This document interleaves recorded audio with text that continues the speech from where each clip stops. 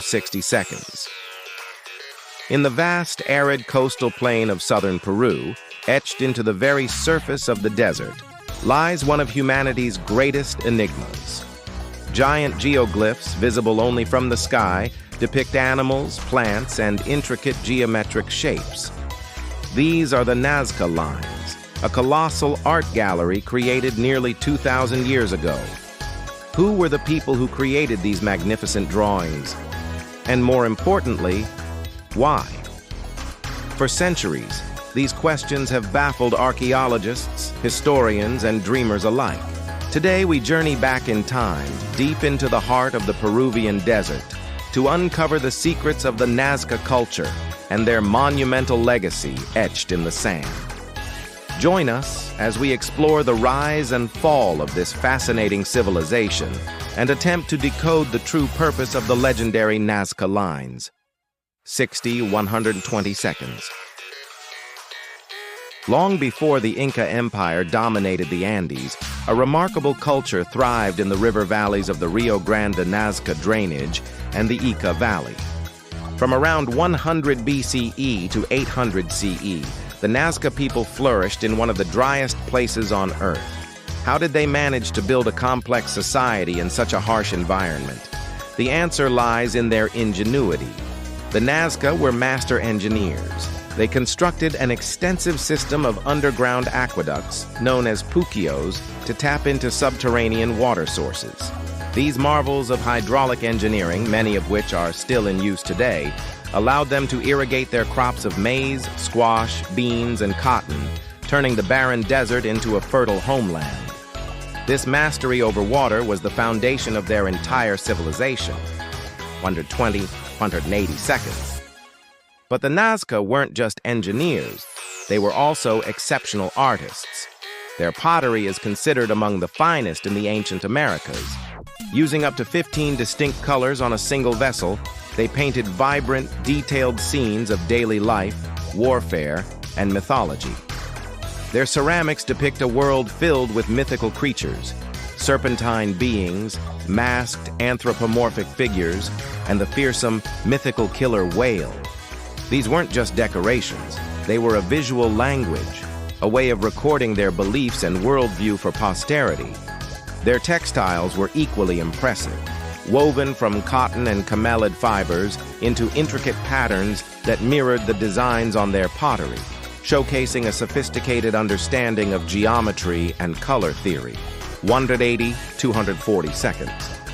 The Nazca society appears to have been a collection of chiefdoms, centered around major ceremonial sites rather than a single, unified state. The most significant of these was Cahuachi. Spanning over 370 acres, Cahuachi wasn't a bustling city in the modern sense, but a grand pilgrimage center. It featured adobe pyramids, temples, and large plazas. People from surrounding villages would gather here for important rituals and ceremonies. Excavations at Cahuachi have revealed caches of offerings, including finely decorated pottery, textiles, and, most tellingly, trophy heads. This practice, while grim to us, was deeply embedded in their ritualistic life, likely tied to warfare, fertility, and ensuring the continued prosperity of their people. Cahuachi was the spiritual heart of the Nazca world. 300 seconds. And now, we turn to their most famous creation, the Nazca lines. Spread over nearly 400 square miles, these geoglyphs are truly a wonder to behold. There are over 800 straight lines, some stretching for miles with geometric precision. Alongside them are more than 300 geometric figures, including trapezoids, rectangles, and spirals. But the most captivating are the biomorphs, around 70 enormous drawings of animals and plants. A hummingbird, a spider, a monkey with a swirling tail, a condor with a wingspan of over 400 feet, and a figure often called the astronaut. These weren't carved deep into the earth. The Nazca created them by carefully removing the reddish-brown iron oxide-coated pebbles on the desert surface to reveal the lighter-colored soil underneath. 360 seconds. The sheer scale of these drawings begs the question, How did they create them with such accuracy without being able to see them from above? It's a testament to their sophisticated understanding of geometry and planning. Researchers believe they used simple tools and survey techniques. By setting up wooden stakes and using long ropes, they could create perfectly straight lines and scale up small designs to monumental proportions. The designs were likely plotted on smaller grids first, then meticulously transferred to the desert floor, section by section. It was a painstaking process, requiring immense coordination and a shared cultural vision. The dry, windless climate of the Nazca Plateau has preserved their work almost perfectly for 2 millennia, 360, 420 seconds. For decades, the purpose of the lines has been a subject of intense debate. One of the earliest and most famous theories, popularized by Erich von Däniken, suggested they were landing strips for alien spacecraft. While this idea captured the public imagination, it lacks any archaeological evidence. Another prominent theory proposed they were an astronomical calendar, with lines aligning to the rising and setting of stars and solstices. While some alignments have been found, they aren't consistent enough to explain the entire system. So if not for aliens or astronomy, then what? The answer likely lies in the most critical element for life in the desert: water. 420, 480 seconds. Modern research increasingly points to a ritualistic purpose connected to water and fertility. Many of the lines and geometric shapes point directly toward the Andes Mountains, the source of the rivers that feed the Nazca valleys.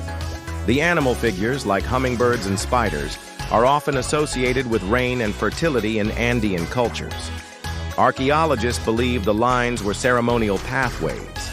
People would walk along them, perhaps in trance-like processions, chanting, dancing, and praying to the gods for water and a successful harvest.